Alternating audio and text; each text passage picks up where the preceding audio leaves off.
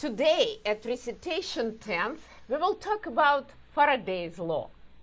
According to Faraday's law, integral E dot dr over closed path is equal to minus time derivative d dt integral B, magnetic field, the magnetic field B dot ds, where S is the area bounded by this path.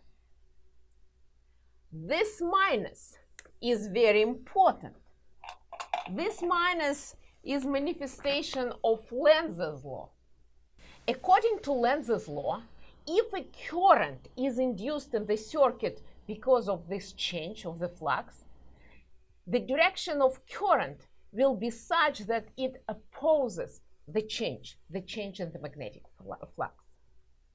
So the first problem that we will solve, problem 1, will be a moving circuit. Moving circuit.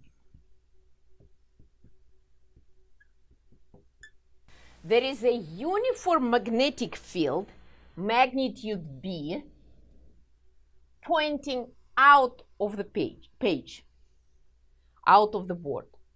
A rectangular circuit is pulled at constant velocity v to the right. What current flows in this circuit if the total resistance of the circuit is R? So R is given, resistance of this circuit is given, and we are looking, magnetic field is given, R is given, B is given. This dimension of the circuit is given, we call it L. That is also given. Let me add it to the list. And velocity is given. Velocity is also given. And we are looking for the current induced in this circuit. Which law will we use? We will use Faraday's law to solve this problem. And I remind you that integral E dot dr closed path is minus time derivative of flux of the magnetic field.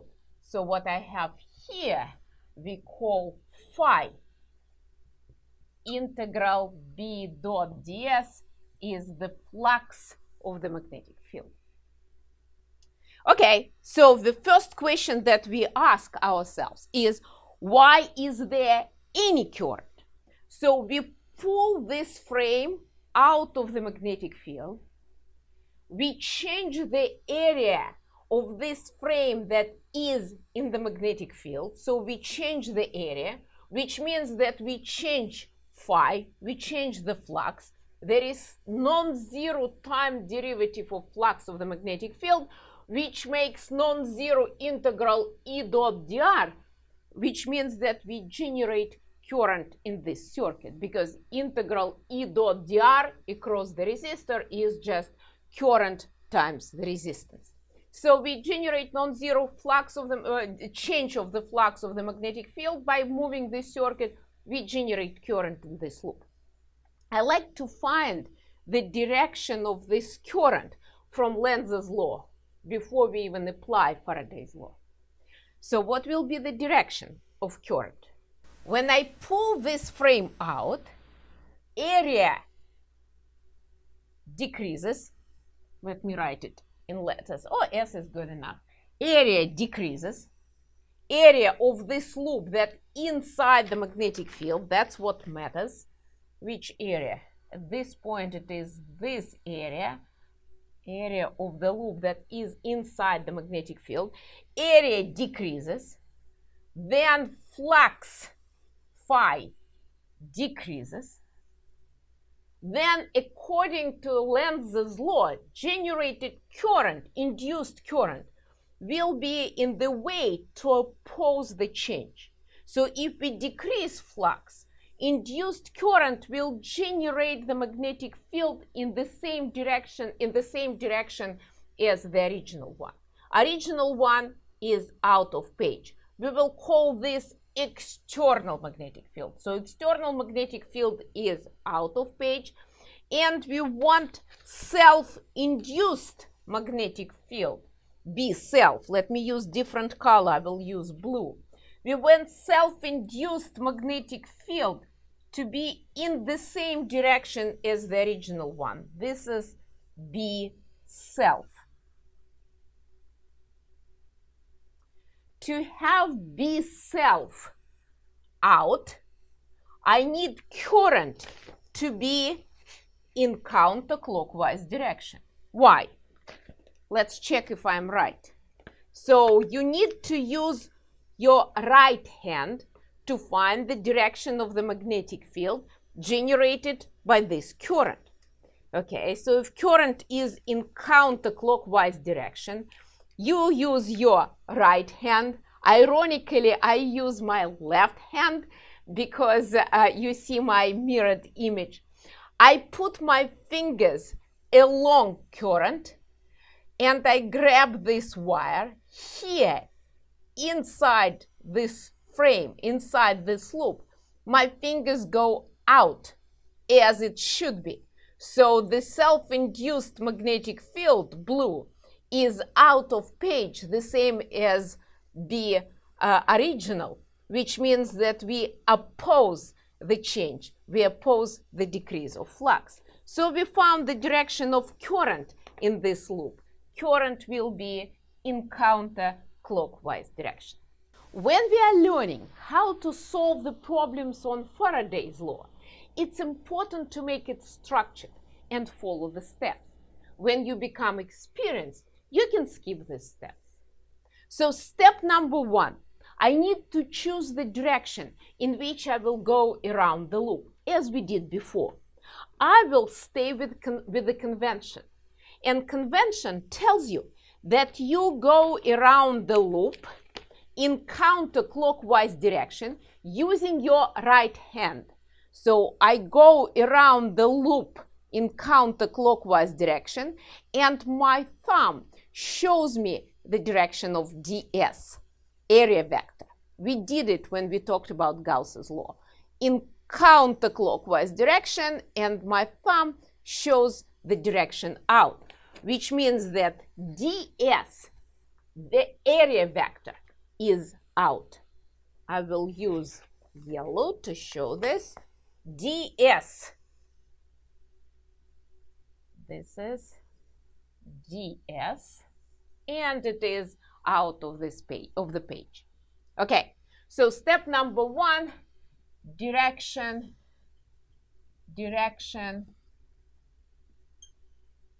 of dr, direction in which we go around the loop, and this direction is counterclockwise. We went counterclockwise. Second step, let's find the flux. What is the flux of the magnetic field? The flux is integral B dot ds, dot product.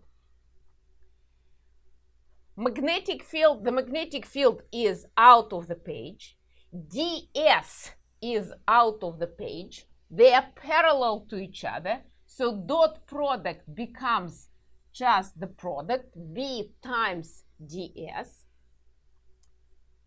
The magnetic field is uniform, it is constant, it is the same at each point of this frame. That part was given, that the magnetic field is uniform, so I can take it out of this integral.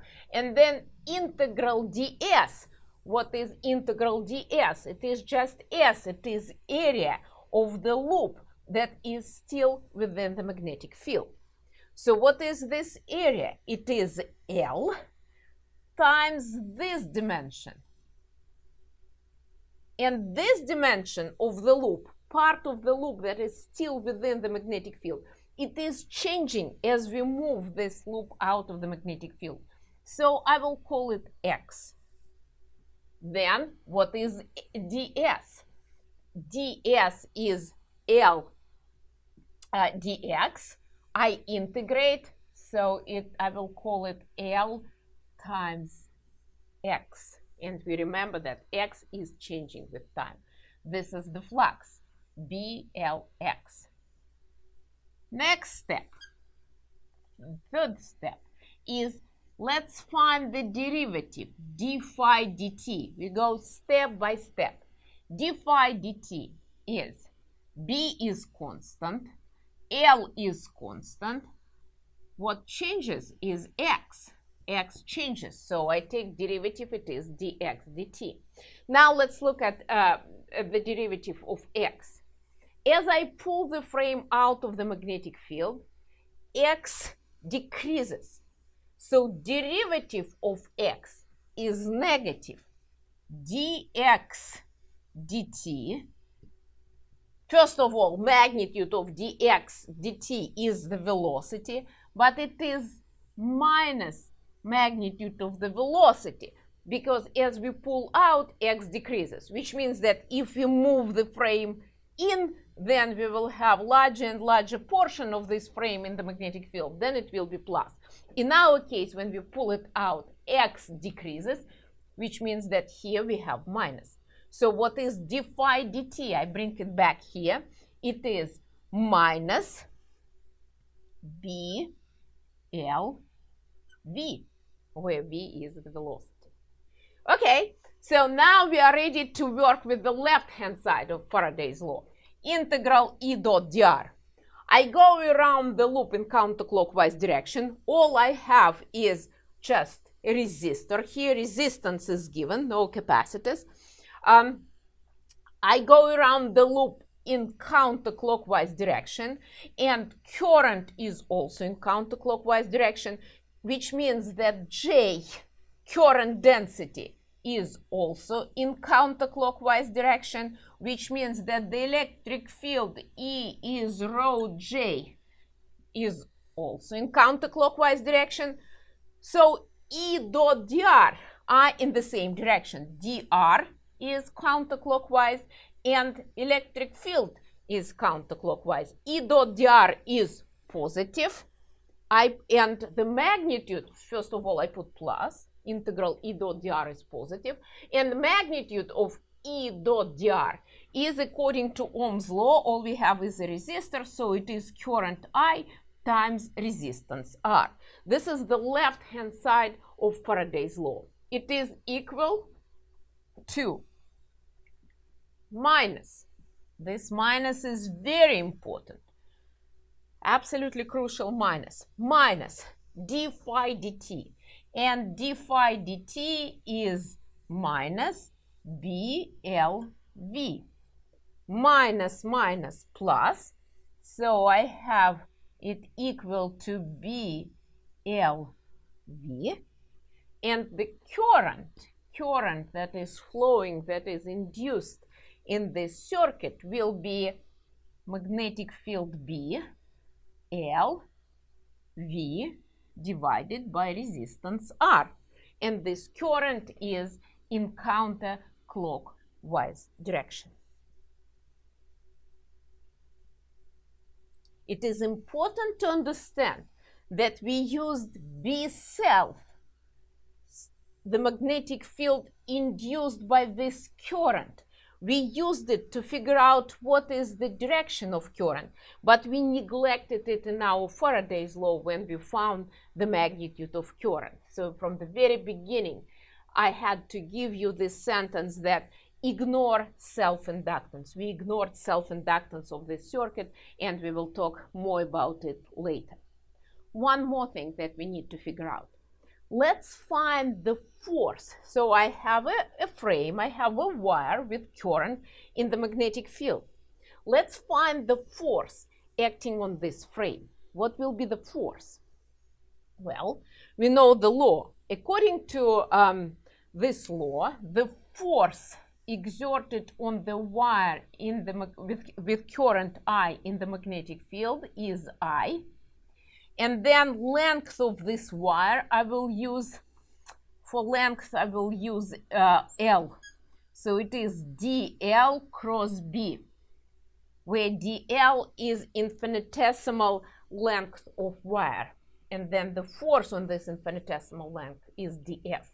So first of all, let's find the force exerted on this part of the frame, this segment of this rectangular loop, the upper one.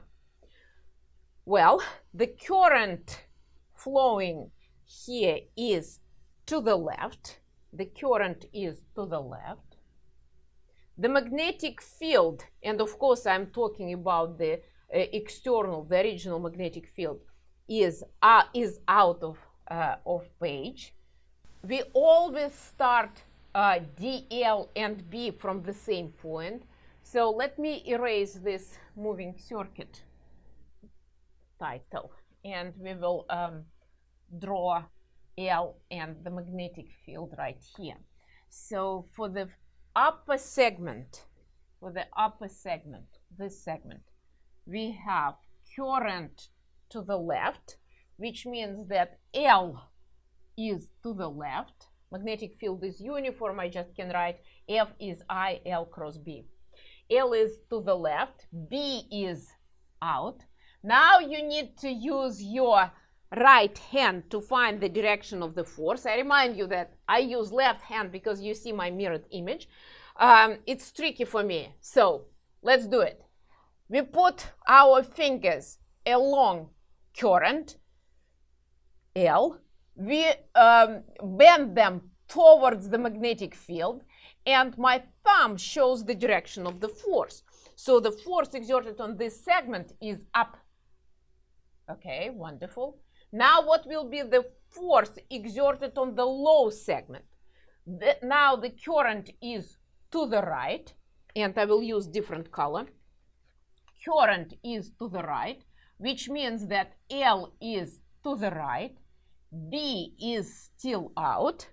You use your right hand, you put your fingers along current, you bend them towards the magnetic field, and your thumb shows the direction of the force. I need to put B here, L cross B, the force is down. So let's look at this. This force is up, this force is down, and the magnitudes of these two forces are the same because B is the same and L is the same, so and current is the same. So they will cancel each other. Okay, what will be the force exerted on this segment of this frame? It will be 0 because this segment is already out of the magnetic field, so B is 0. What will be the force exerted on this segment of the frame? That's the most interesting part of the story. So the current is down. Let me draw it here, and it will be in blue. So current is down, which means that L is down, B is out of this page, B is out of page, L cross B. L cross B is this way, to the left. To the left, blue. This is the direction of the force acting on this segment. Is that right? Now let's think about Lenz's law again. I'm moving the frame out. According to Lenz's law, current is in such direction to oppose the change. So the force exerted on this frame should oppose the change. And it does it. The force is to the left, resisting me moving this circuit out of the magnetic field. So again, we checked it again. It's just another check that our solution does not violate Lenz's law, does not violate this minus. The force is to the left. What is the magnitude of this force? Let's finish it. We will find the magnitude. The magnitude of this force is current I that we already found, then length of this segment, which is L, the magnetic field, external magnetic field that is given, B is out of page, L is down, so they're perpendicular to each other, cross product is just product, and the direction is to the left. we solve the problem.